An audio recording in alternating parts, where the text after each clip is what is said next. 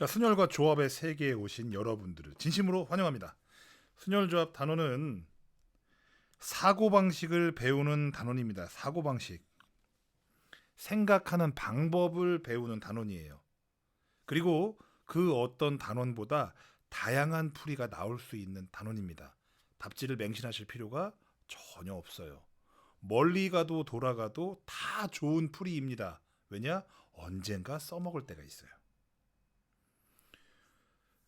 순열 조합을 잘하는 방법보다도 일단은 순열 조합, 즉 확률과 통계 단원을 굉장히 어려워하고 마지막까지 극복하지 못했던 학생들이 처음에 어떤 식으로 공부했는지, 쉽게 말해 어떻게 하면 망하는지부터 설명을 좀 해드릴게요. 앞으로 많은 기호들을 배우게 되실 건데요. NPR, NCR 이런 것들을 배우실 거예요. 근데 이게요, 공식이 아닙니다.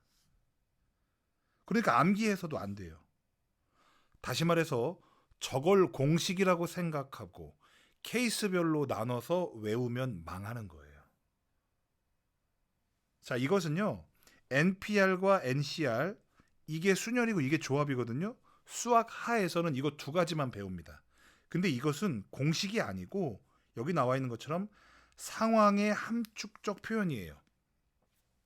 4개의 조건을 만족했을 때 저 기호를 쓰는 겁니다. 그러니까 기호를 쓰는 게 목표가 아니에요. 경우의 수를 잘 세는 것이 목표입니다. 그런데 수많은 문제들을 풀다 보면 반복되는 패턴들이 있어요.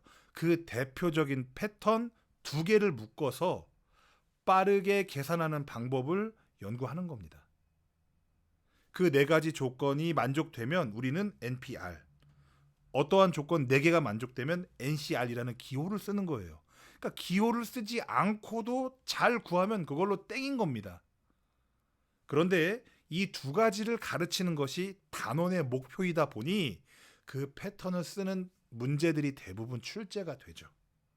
그러니까 처음에 이 문제들을 만났을 때 굳이 내가 NPR과 NCR을 떠올리지 않고도 손가락 발가락을 사용해서 내가 잘 구했다, 그러면 충분히 잘한 겁니다.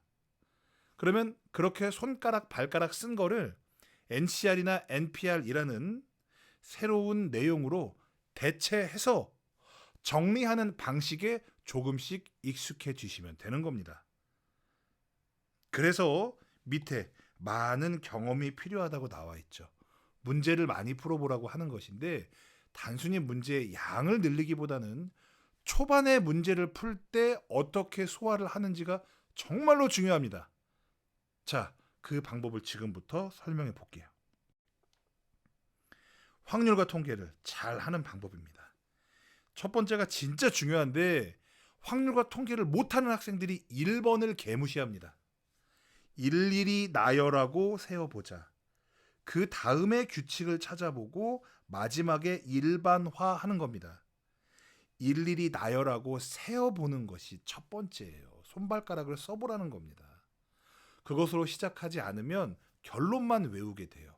그래서 망하는 겁니다. 왜냐? 그렇게 되면 어떻게 하는지는 알 수 있죠.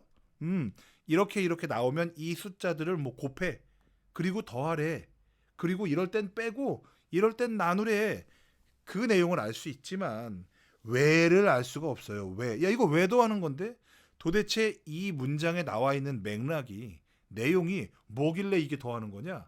뭐길래 곱하는 거냐? 그 Y를 깨달으셔야 돼요. 수학에서는 겉으로 보기엔 다른 문제 같지만 풀이가 같은 문제를 구조적으로 동일하다라고 얘기를 합니다. 그러니까 일반적으로 사람들이 보기에는 완전히 다른 문제인데 수학자들은 똑같은 문제인 거예요. 그것이 구조적 동질성이라고 하는데, 그거를 파악하지 못하면 당연히 문제를 볼 때마다 이거 새로운 문제네, 이렇게 새로운 문제네 라고 할 수밖에 없는 거죠.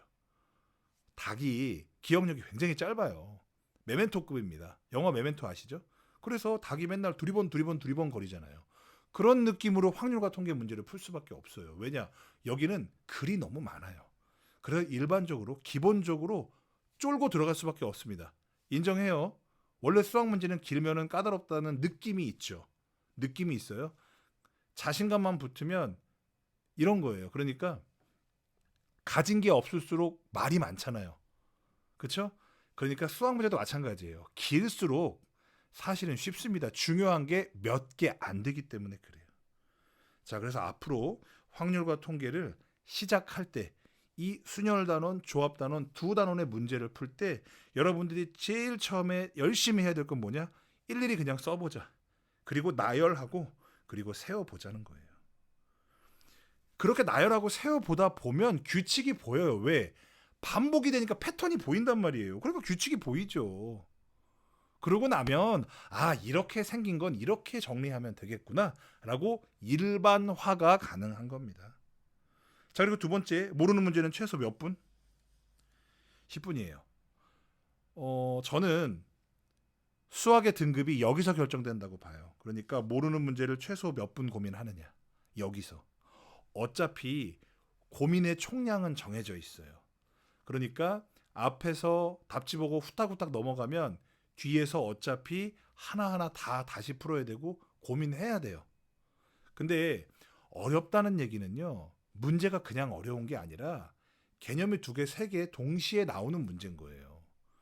근데 하나하나 고민을 해보면 시간이 5분, 5분, 5분 해서 개념 3개를 보는데 15분이 걸릴 거를 개념 3개를 한꺼번에 물어보는 문제를 보면 개념 하나를 알아도 이 문제에 대한 자신감이 안 생기거든요.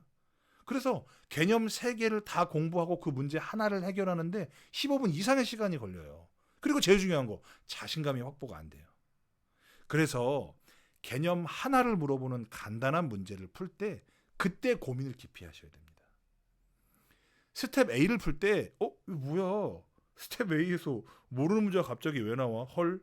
그러지 마시고 지금 여기서 고민하고 지금 여기서 질문해야 나중에 B스텝 풀 때 잘 풀 수 있다. 나 B스텝을 혼자 풀고 있네. 그 자신감은요. B스텝에서 아무리 훌륭한 선생님이 자주 가르쳐줘도 많이 질문을 해결해 주어도 자신감이 생기지가 않습니다. 그러니까 A스텝에 최선을 다하세요. 세 번째, 문제가 틀렸잖아요. 이제 그냥 넘어가면 안 됩니다.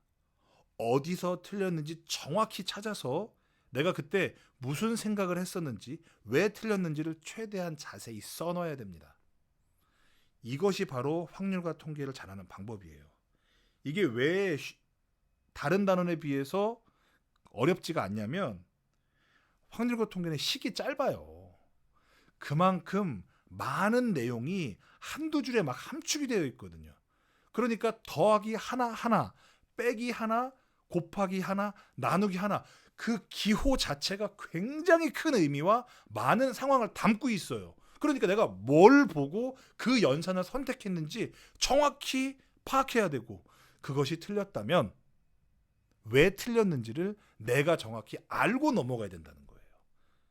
반드시 선생님이 얘기한 이런 규칙들을 잘 머릿속에 귀담아 두시고, 그리고 확률과 통계는요, 문제를 풀기 시작했으면 단 하루도 걸러서는 안 됩니다. 하루에 5개에서 10개씩 문제를 계속 풀으셔야 돼요. 시험 보는 날까지. 그래야 이 감각이 무뎌지지 않습니다. 이게 너무 중요한 건데 당연한 거라 제가 안 썼어요. 네 번째 거는. 반드시 하루도 빼먹지 말고 B스텝에 있는 유형 문제, 그 정도의 난이도 문제는 어느 문제집에나 다 있죠. 하루도 빼먹지 말고 5개에서 10개씩 풀어보세요. 어느 순간이 되면 날아다닙니다. 뒤로 갈수록 같은 양의 문제를 풀면 뒤로 갈수록 시간이 조금 걸리기 때문에 더 넓은 범위를, 또 다른 과목 공부하는데 지장이 안 생겨요. 지금부터 처음 배운 날부터 시작하셔야 됩니다. 꼭 열심히 하셔서 여러분들 확률과 통계만큼은 내가 도사야 해서 친구들이 나한테 확률과 통계는 너한테 물어봐야 돼 라는 그런 친구가 반에서 꼭 되기를 진심으로 바랍니다. 경우의 수에서 가장 중요한 것은 사칙연산이에요. 사칙연산이라고 하는 건 더하기, 빼기, 곱하기, 나누기죠. 언제 더하고, 언제 빼고, 언제 곱하고, 언제 나누는지 그것을 잘 파악해요. 그래서 더 세지 말고 빼먹지 말고, 그래서 덜 세지 말고 더도 말고 덜도 말고가 우리가 확률 통계 문제를 정확하게 푸는 핵심 요인이에요. 자, 그러려면 일단 어떤 내용이 나왔을 때 더해야 될까? 우리는 언제 더할까에 대한 내용이 바로 첫 번째 나오는 합의 법칙입니다. 읽어볼까요? 두 사건 A, B가 동시에 일어나지 않을 때라고 선생님이 여기다가 밑줄을 그어놨네요. 동시에 일어나지 않을 때. 이 동시에는요, 꼭 시간적으로 뿅 하고 시간적인 것만 얘기하는 게 아닙니다. 자, 하지만 지금은 시간적으로 동시에 일어나지 않는다 라고만 이해를 하시면 돼요. 그런데 이 말이 너무나 많은 상황을 종합적으로 함축적으로 표현하고 있는 거기 때문에 개별의 케이스가 너무 많습니다. 그 많은 케이스들을 다양하게 경험을 해 보셔야 돼요. 이때 사건 A가 일어나는 경우의 가지수가 m가지, 그리고 사건 B가 일어나는 경우의 수가 n가지이면 A 또는 B 사건이 일어나는 경우의 수는, 여기 또는이라고 또 나왔죠. 동시에 일어나지 않을 때라는 게 보면 덧셈을 떠올려야 되고, 또는이라는 접속사가 보이면 더하기를 떠올려야 돼요.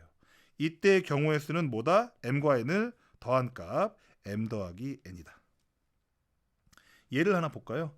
자, 빨간 구슬 3개, 파란 구슬 2개가 들어있는 주머니에서 한 개의 구슬을 떠낼 때 빨간 구슬 또는 파란 구슬 나오는 경우의 수 그랬어요.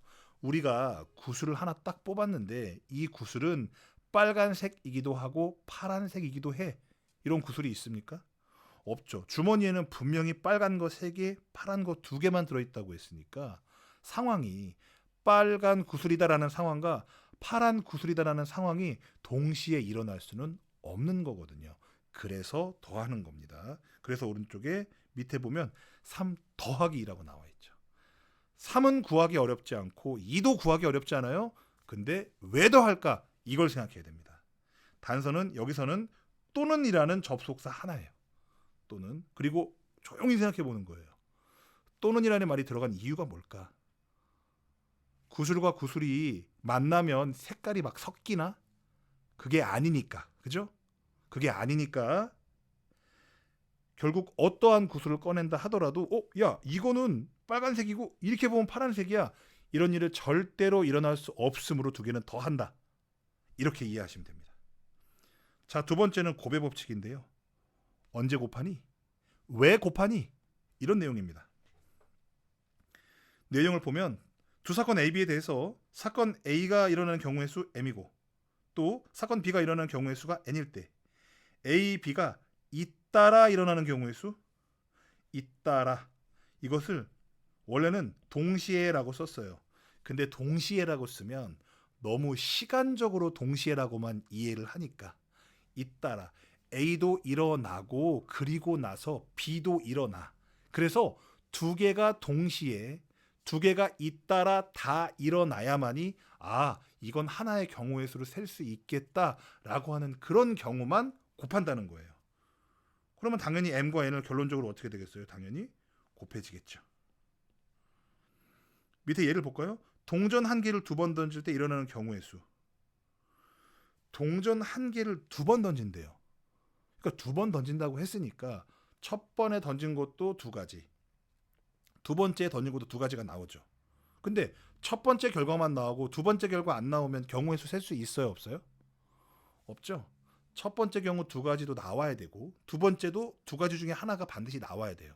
첫 번째, 두 번째가 잇따라 다 일어나야만이 비로소 하나의 경우의 수로 카운트되기 때문에 그것은 잇따라라는 그 경우 때문에, 그 케이스 때문에 2와 2를 곱해주는 겁니다.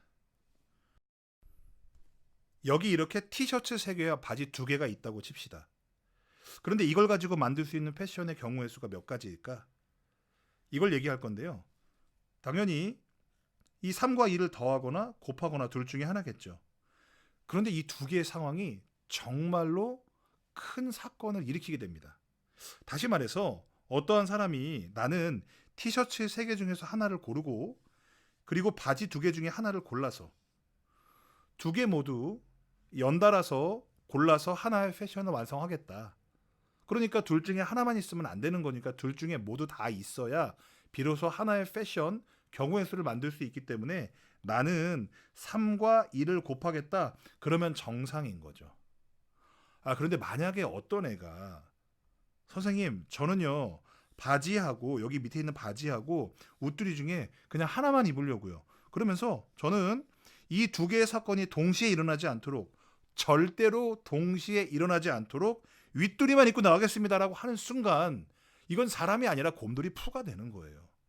그러면 완전 왕변태가 되는 거죠. 선생님 저는 상체에 자신이 있어서 바지만 입고 나가겠습니다. 이것도 완전 패션 테러죠. 이 겨털과 겨냄이 막 퍼지는 그런 상황이 만들어질 수가 있는 거예요. 그래서 이걸 보고 여러분들이 반드시 이해를 하셔야 됩니다. 이 상황에서 더하면 개변태, 곱해야 정상이라는 거죠. 더한다는 건 뭐다? 나는 두 개 다 지금 일어나야 되는 상황이 아니라 나는 그냥 둘 중에 하나만 일어나도 돼. 그러니까 티셔츠 3개나 바지 2개나 이게 종류가 2종류 있다고 치지 않고 나는 그냥 5개의 아이템 중에 이거를 그냥 똑같은 후보라고 생각하는 거예요. 더한다는 것은 이 지금 골라야 되는 이 대상이 모두 동등하다고 보는 거예요. 그 중에 그냥 내가 하나를 고르겠다 이런 얘기입니다. 그러니까 그냥 5가지가 되는 거예요. 경우의 수가. 그런데 이 사람은 뭐냐면 이 티와 바지를 2가지 기준으로 분류를 한 겁니다. 주머니를 이렇게 주머니 하나, 주머니 2개로 나눈 거예요. 그리고 A 주머니에서도 하나를 고르고 나는 B 주머니에서도 하나를 고르겠다는 거예요. 정상적으로. 이렇게 A에서 하나 고른 다음에 B에서도 하나 골라서 2개의 사건이 잇따라 일어나서 결론적으로 봤을 때 2개의 사건이 모두 일어나야만 하나의 경우의 수로 카운트할 수 있는 바로 이런 상황에 우리는 뭘 한다? 곱하기를 한다는 겁니다.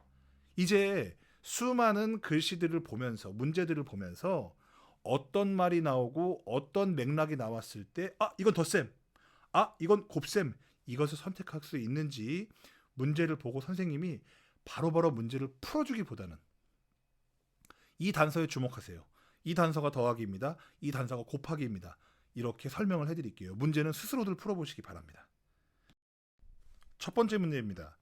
A 학교에서 B 공원까지 가는데 버스 노선이 5개, 지하철 노선 2개. 그럼 A에서 B 공원까지 버스 또는 지하철. 자, 또는이라는 말이 나왔기 때문에 일단 더하기인데 한번 더 생각해 볼게요. 자, 버스에다가 발 하나를 걸치고 지하철에 발 하나를 걸치고 갈 수 있습니까? 그런 사람은 거의 아이언맨급이죠. 그런 일은 벌어지지 않아요. 다시 말해서 버스 노선 5개하고 지하철 노선 2개는 그냥 한 주머니에 넣고 생각하겠다는 거예요. 그럼 경우의 수는 그냥 7가지죠. 둘은 동등하니까. A형이 12명, B형이 5명, O형이 10명이에요. 그리고 A, B형이 3명이래요. 전체 학생 중에서 한 명을 택할 때 혈액형이 A형 또는 O형이래요. A형 또는 O형인 경우의 수를 구하래요. 어떤 사람의 P가 O형이었다가 A형이었다가 이렇게 왔다 갔다 할 수 있습니까? 그런 상황이 잇따라서 발생할 수 있습니까? 절대 없죠. 절대 없어요. 그러니까 A형이나 O형이나 그냥 한 주머니에 안에 넣고 동등하게 생각하겠다는 거예요. 그러니까 당연히 A형, O형 학생 수 2개 더해서 한 주머니에 넣고 그 경우의 수를 세는 거죠. 1부터 20까지 자연수 적힌 카드 있어요. 자, 6의 배수 또는 7의 배수예요. 또는 더할 거야. 그쵸? 6의 배수가 있고 7의 배수가 있는데 걔네들을 그냥 한 주머니에다가 다 넣고 동등하게 치고 그 경우의 수를 구하라고 했으니 그냥 더해야죠. 근데 밑에 문제는 조금 달라요. 4의 배수 또는 5의 배수. 다르긴 뭐가 달라 더하면 되지. 근데 6의 배수, 7의 배수는 공배수가 42부터 나오잖아요. 그러니까 1부터 20까지 겹치는 게 없어요. 근데 4의 배수, 5의 배수는 어때요? 최소 공배수가 20이 하나 나와요. 그러니까 4의 배수라고 하면 자 일일이 세어보고 나열해 볼게요. 4, 8, 12, 16, 20 5장이고 5의 배수는요. 50, 15, 20 4장이에요. 근데 여러분 설마 4장 더하기 5장은 9장이라고 하실 거예요? 22번 세면 안 되잖아요. 이렇게만 셀 거 아닙니까? 그래서 답은 8장인데 8을 어떻게 구하냐? 9에서 1을 빼요. 짜라잔. 여기서 이제 처음으로 뭐가 나왔어? 빼기가 나왔죠. 뺀 건 왜 뺐죠? 이게 중복돼서. 네, 중복은 빼주시면 돼요. 그쵸? 우리가 덧셈을 배우고 나서 뭘 배운 거냐면 뺄셈까지 배운 거예요. 언제 빼지? 중복일 때 빼지. 나중에는 이 중복을 찾기가 조금 까다로워집니다. 그럴 때일수록 우리가 어떻게 한다? 일일이 나열해 보고 세워본다. 그러면 돼요. 그러고서 여러 번 세다 보면 규칙이 희미하게 보여요. 근데 그거를 쌤 이거 딱 한 방에 뺄 수 있는 규칙 가르쳐 주세요. 그럼 이거 이렇게 딱 이렇게 하면 돼. 그러면 어떻게 할 수밖에 없어요. 그 들은 거 외울 수밖에 없죠. 그러니까 다음에 비슷한 문제가 나오는데도 못 푸는 거야. 그러니까 혼자 손가락 발가락 아니, 만약에 동전 문제면 동전 가져와서 직접 해보세요. 응? 주사위 있으면 주사위 2개 가지고 해보시고 음식이 나오면 또 음식 먹어가면서 해보시고 그죠? 그러면 얼마나 문제가 잘 풀리겠어요. 먹으면서 풀면. 그죠? 자, 반드시 직접 나열해보고 세워보세요. 규칙을 찾으려 하지 말고 규칙이 보일 때까지 해보세요. 7종류의 신문과 8종류의 잡지가 있어요. 각각 한 가지씩 택한대요. 각각이라고 돼 있네요. 그러면은 여기 신문 7가지, 여기 잡지 8종류. 각각 택하라는 건 이게 두 주머니를 그냥 한 주머니로 합치겠다는 뜻입니까? 아니잖아요. 그렇죠? 신문 중에서 하나 골라야 되고 잇따라서 잡지에서도 하나 골라야 돼요. 그러니까 7하고 8을 나는 어떻게 하겠다? 곱하겠다 이겁니다. 왜 곱해야 되는지 그 y를 생각하세요. 이유는 간단하죠. 둘 중에 하나만 고르면 안 되니까. 2개의 주사위 한 번 던질 때 첫 번째는 소수, 두 번째는 짝수. 소수 2, 3, 5. 그 다음 짝수 2, 4, 6이에요. 첫 번째 소수 나오고 끝 됩니까? 첫 번째는 던지고 나서 보지도 않고 두 번째 짝수 나오니까 끝 이거 됩니까? 안 되죠. 첫 번째 반드시 소수가 나와야 되는데 경우의 수가 몇 가지냐면 그게 3가지예요. 두 번째는 짝수가 나와야 되는데 그게 3가지야. 2개의 사건이 잇따라서 일어나야만이 하나의 경우의 수로 카운트가 되죠. 2개를 어떻게 한다? 나는 곱하겠다. 왜? 둘 중에 하나만 일어나면 카운트가 안 되니까. 아, 이거 나왔다. 그렇죠? 선생님이 예로 들은 거 진짜 이거 더하면 왕변태 개변태 되는 문제. 그죠? 2벌의 외투, 3벌의 상의, 4벌의 하의가 있을 때 외투, 상의, 하의를 각각 한 벌씩.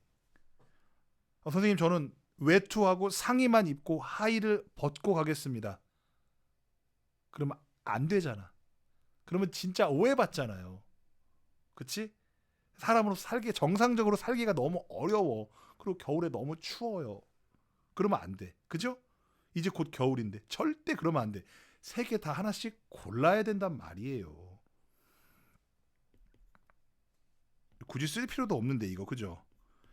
외투 2개 있고 상의 3개 있고 하의 4개 있고 그쵸? 2개, 3개, 4개예요. 근데 다 하나씩 골라야 비로소 하나의 경우의 수를 하나의 정상적인 패션을 만들 수가 있죠. 그러므로 나는 2와 3과 4를 다 어떻게 하겠다? 곱하겠다 이겁니다. 왜? 셋 중에 하나라도 안 고르면 입 돌아가거나 변태되거나 그러니까. 아시겠죠? 이번 문제 조금 까다로운 문제입니다.